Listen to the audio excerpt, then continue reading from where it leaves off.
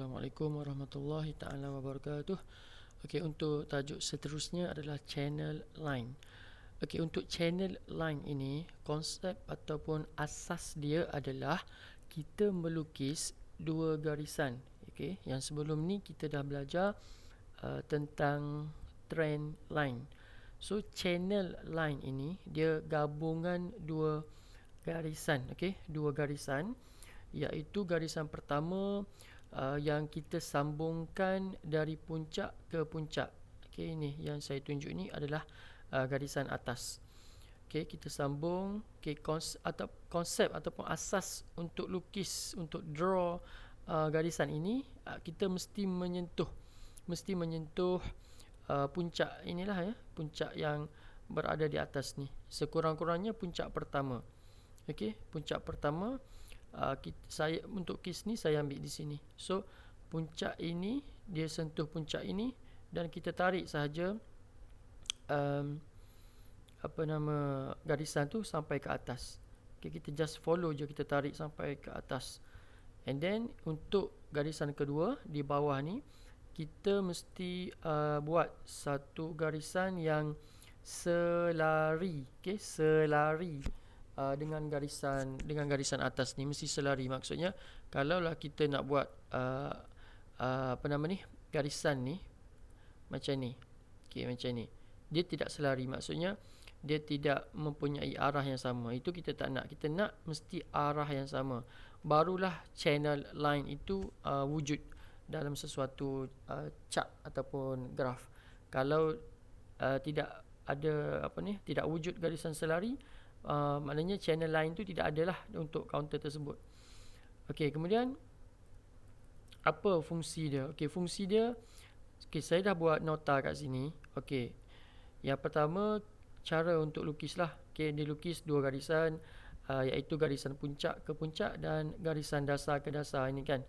Okey, saya ambil dasar ini, dia menyentuh dasar ini. Tapi saya adjust sedikit garisan ini supaya dia selari. Saya tak ambil yang dasar sini. Kalau saya ambil dasar sini, dia akan jadi macam ni.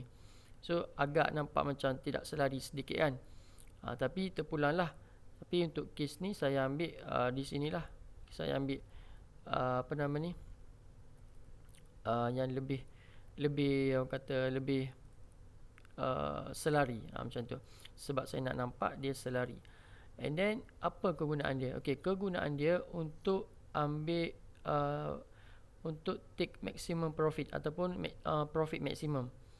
Okey, macam mana profit maximum? Profit maximum apabila harga naik dan dia touch, okey, dia touch garisan atas ni, garisan line atas ni. Okey, kemudian yang kedua, untuk kita spot ataupun kita dapat signal awal perubahan trend. Okey, apabila dia gagal naik dan gagal naik menyentuh garisan atas dan dia break trend line bawah.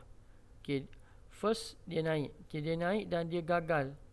Okey, dia gagal untuk teruskan kenaikan lah. Maksudnya dia tidak buat channel line yang baru. Maksudnya kalau dia terus berada di atas garisan ini, kita boleh draw channel line yang barulah. Contohnya kita ambil yang ni kan, kita ambil puncak ini, kita draw saja macam tu. So channel line akan wujud di situlah sekiranya dia naik, dan kita just follow je. Okay, selagi mana harga tu bermain di atas garisan ini, maksudnya dia membentuk satu channel line yang baru. Katakanlah dia membentuk channel line macam tu yang lebih curam. So di sini mungkin akan berlaku kenaikan yang agak curam beberapa masa lah sebelum dia break garisan ini. Tetapi untuk kes ini dia tidak berlaku, dia tidak membentuk satu channel line yang baru. Okay, sebab kalau kita nak follow, dia mesti kenaikan candle tu mesti terhasil dibina di sini. So kita just follow je, kita tarik puncak ke puncak dan dasar ke dasar dan selari. So itu channel line yang baru. Tetapi untuk kes ini dia tidak berlaku. Apa yang dia buat adalah mula-mula dia cuba untuk break out channel line ini, upper channel ataupun upper line ataupun garisan atas, tapi dia tak berjaya. Dan di sinilah kita take profit. Okay, kita take profit. Sekurang-kurangnya kita take profit satu. Kita ambil profit half lah, separuh kalau kita tak nak jual semua. Mana tahu kalau dia membentuk satu channel line yang baru ke atas tadi, kita boleh ambil profit yang kedua, ketiga dan seterusnya. Baik. Kemudian apa yang dia buat adalah dia break. Okay, dia break di sini. Okay, dia break di sini. Dia sudah menunjukkan signal awal yang dia hendak melakukan, orang kata, okay, dia hendak melakukan perubahan trend. Ada dua kali. Satu, dua. Okay. First, dia dah break kat sini. Okay, dia break kat sini dengan volume yang besar. Okay, kita check volume, kita nampak bahawa ada satu volume merah. Okay, ini adalah signal, kata signal awal untuk dia untuk habis ataupun tamat dia punya trend lah. Okay, sebab sekarang ni dia dalam kes ni dia sedang uptrend. So bila dia uptrend, harga tu naik.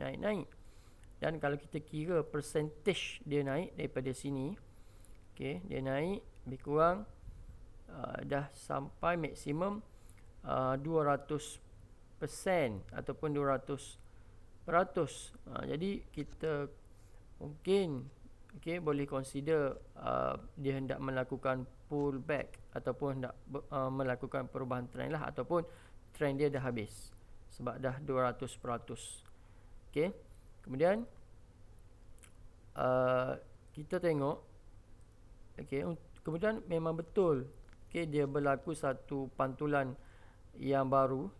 Okay, apabila dia dah break down, dia dah break down di sini. Okay, dia dah break down di sini dengan volume merah yang besar. Ini adalah signal awal. Okay, signal awal dia akan habis trend. Dia akan tamat trend dia. Okay, dia ada signal awal dengan volume lah. Kita confirm dengan volume. Kemudian berlaku satu orang kata apa? Satu pantulan lah, pantulan yang biasa. Okay, ataupun satu pantulan ataupun pullback ke atas yang normal. So dia naik dan kita dapati dia gagal menyentuh garisan channel line atas ni. So nampak tak? So di sini dia gagal, dia fail nak touch garisan atas ni. Jadi apabila dia gagal nak sentuh garisan atas ni, okay, jadi kita tahulah bahawa dia dah kehabisan tenaga. Okay, dia dah kehabisan tenaga dan akhirnya dia turun dan garisan yang channel line yang bawah ni berfungsi sebagai support, gagal untuk memantulkan balik harga saham ni, dan akhirnya dia jatuh dan dia tak mampu lagi untuk naik ataupun masuk semula ke channel tadilah. Dia gagal masuk ke channel tadi dan dia terus membuat satu channel. Dia membuat satu channel yang baru yang kita panggil sebagai sideway. Ni sideway. So ini channel yang baru. Okay, untuk channel yang baru ni pun, okay, kita boleh ambil advantage juga kerana channel ini, okay, kita boleh, okay, macam biasalah, kita boleh beli kat support dekat dekat line ataupun garisan bawah dan kita jual di garisan atas. Kita beli di bawah. Okay, ni garisan atas ni kita draw start daripada puncak sini lah. So ini kita jual kat sini, dia turun balik. So kita beli kat sini, dia naik, kita jual kat sini, kan? So itulah kegunaan channel line. Macam tu juga dengan channel line yang uptrend. Okay, kita beli kat sini, kita jual dekat sini, kan? Dekat sini dia turun, kita beli kat sini. Okay, kita jual kat sini. So garisan atas tu tempat untuk kita jual. Untuk kita jual lah, untuk kita take profit. Okay, jadi itu asas kepada channel line. Dan kena ingat bukan semua channel line ada untuk setiap kaunter. Okay, tapi konsep asas dia mesti sambung puncak ke puncak sekurang-kurangnya yang terdekat. Macam ni kan, saya ambil yang 1, 2, 3. So saya just tarik je. So ini channel line yang atas. Yang bawah saya ambil yang yang pertama ni dan yang kedua, dan saya adjust sedikit supaya dia punya